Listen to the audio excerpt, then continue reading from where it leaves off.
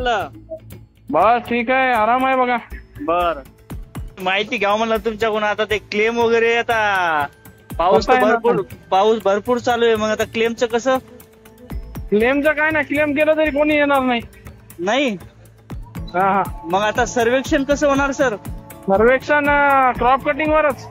Crop cutting म्हणजे कंपनीवाले, तुमच्या कंपनीचे प्रतिनिधी शेवटच्या टप्प्यात येणार असत ना? शेवटच्या टप्प्यात जे कापणी काढणार ना, त्याच्या उत्पन्नावर, समजा सरासरी उत्पन्न किती घट झाली का की भर झाली, घट झाली असेल तर किती घट झाली त्यावरून. म्हणजे मागच्या 2 ते 3 वर्षाची आणेवारी काढून त्यानुसार. मागच्या 4 वर्षाची आणि या वर्षाची.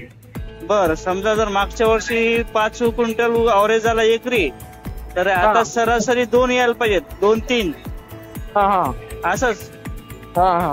तरी यावेळेस घट झाली, मोठ्या प्रमाणात घट आहे. हो, भरपूर आहे. आता काही शेतकऱ्याचे तर क्लेम करायचं बी काम नाही राहिलं, ते जमिनीत उत्पन्न पिकत राहिलं नाही. क्लेमचा अधिकारच नाही समजा. क्लेम फक्त नावासाठी क्लेम राहिलाय. बर, मग करता येईल का नाही करता येईल शेतकऱ्याला? करता येईल, मात्र करून पण काय फायदा नाही, कोणी देणार नाही, त्याची दखल कोणीच घेणार नाही. म्हणजे ते ऍक्सेप्ट बी करणार नाही कंपनी. कंपनीनं क्लेम तुम्ही करा किंवा करा, त्यांना काय घेणं देणं नाही कंपनीचे. बरं, कोणी डायरेक्ट क्रॉप कटिंग वर सगळं काम करणार आहे. मग ती मंडळानुसार का सर? बर बर बर बर बर. कारण की आता कसं ठराव, आता हे नाही का पुढच्या वर्षी बंद झालं पाहिजे. बर, पुढच्या वर्षी शेतकऱ्याने उठाव केले पाहिजे. तुम्ही म्हणले होते ते बरोबर होते की आपण तुम्ही बोलला, न्यूज टाकली होती बघा.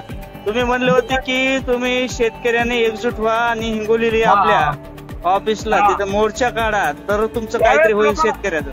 त्यावेळेस लोकांना ते कळलं नाही कासाठी म्हणायलो आपण. ते त्याला वाटलं की कंपनीवाल्याचा काहीतरी फायदा आहे, पीक विमा कंपनीचा. आणि क्लेम करायचं जे अधिकार होता तुमच्याकडे, बरोबर, ग्राउंड घेतलं पूर्ण गव्हर्नमेंटनं. बरोबर आहे. आणि दुसरी गोष्ट, या नेते लोकांनी एवढं बी बाऊ करून टाकला त्या क्लेमचा, आणि ते पीक विम्याची कंपनी चालत नाही, ती वेबसाईट चालत नाही, शेतकऱ्याला त्रास व्हायला. आता कसं बोला. यावर्षी किती एनरोलमेंट केलं आणि यावर्षी किती केले? बरोबर आहे.